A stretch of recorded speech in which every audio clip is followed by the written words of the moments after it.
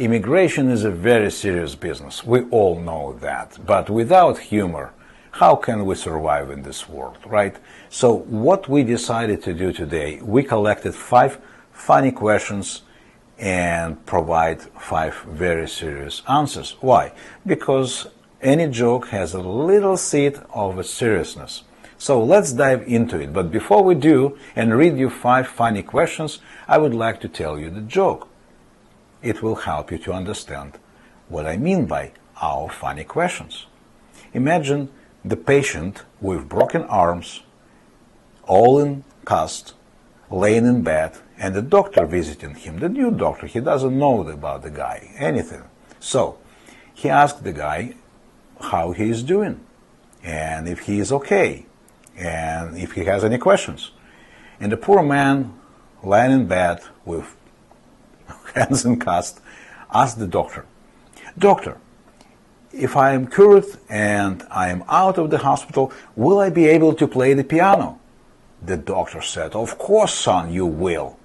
And the guy looked at him with amusement and said, "Oh my God, I never played piano before." Isn't it funny?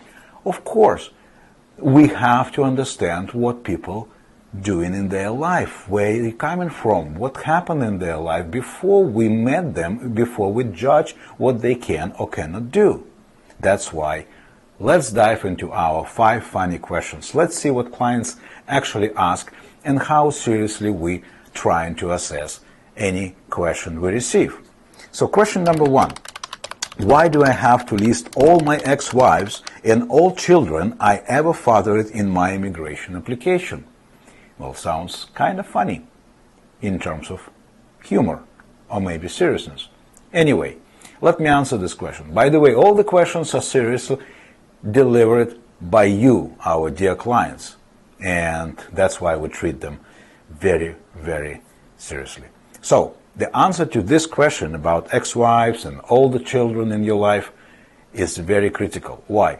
Because if you don't, immigration will discover it somehow, maybe not right away, maybe later in life, when you're Canadian resident, or maybe even a citizen, and they may question your application and your status even then, many years later. So, in this case, disclosure of all your relationship, all your legal statuses, all your children is a very serious matter.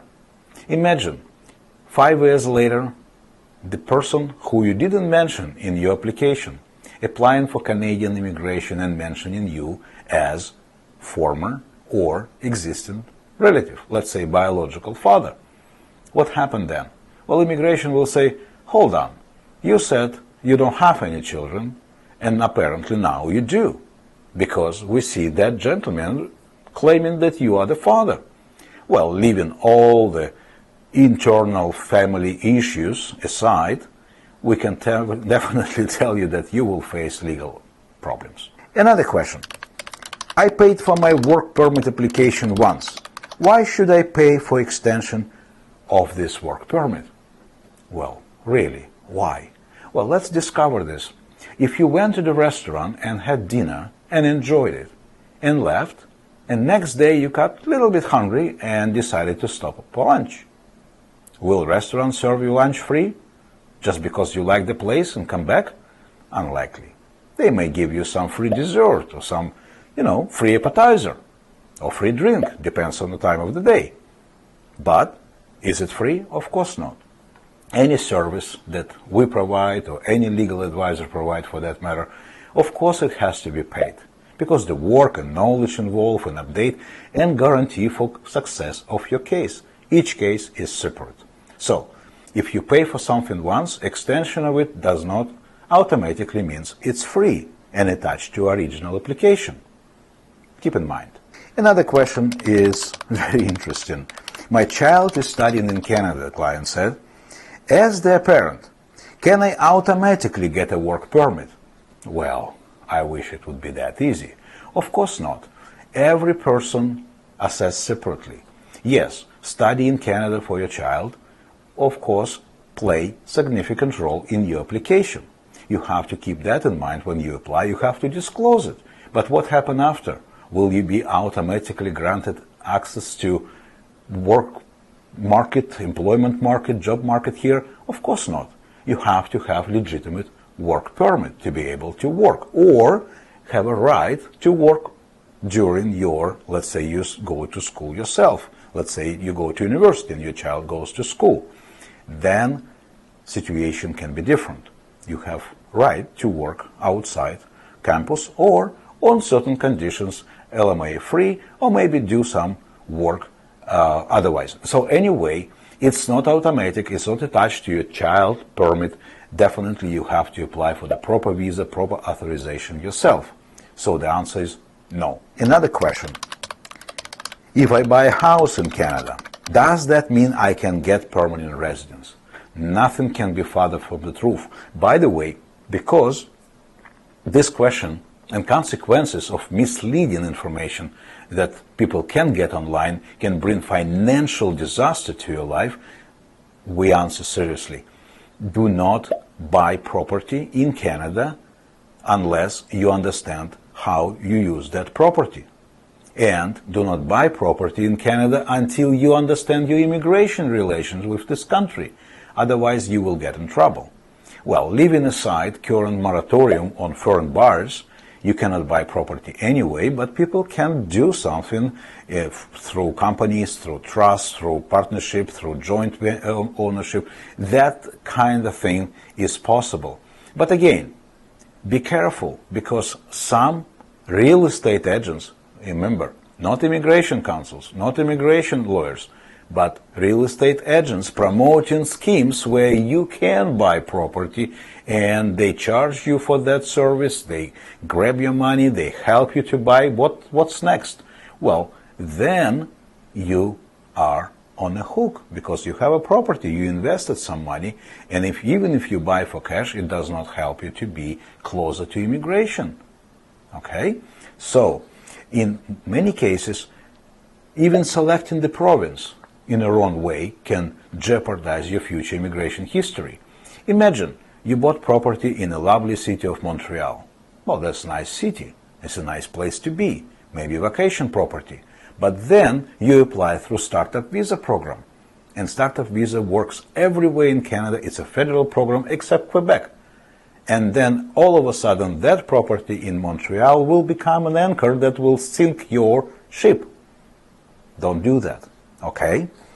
Now, the last funny question, question number 5. If I give birth in Canada, will I automatically get citizenship because my child is Canadian? Well, leaving aside current crackdown on birth tourism, what people call it, I will tell you this.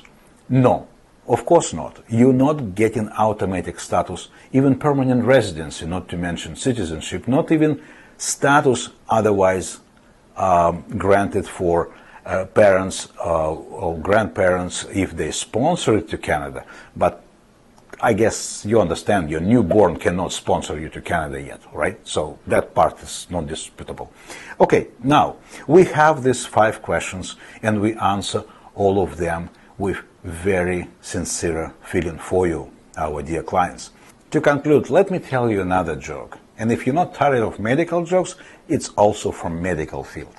So there was a rumor around town that one lady who is a magician can read your eye and tell you everything about your body condition. Well, the gentleman, being very concerned about his age, about his condition, physical condition, of course, he went to that lady and asked for advice. Stay in line, got into office, and she immediately jumped on the right eye and started reading this story behind the eye and telling him horrible things. Oh my God, your heart is about to give up. Your blood pressure is out of charts. Oh my God, your kidney is about to give up. And the gentleman said, please look in the other eye, please. No, this is enough for me. I see everything. Oh my God, your kidney is about to explode. How you got here? You're almost dead person. And the gentleman finally said, can I say something? Can I say something, please? Look in the other eye because this is a glass eye. I lost it 20 years ago.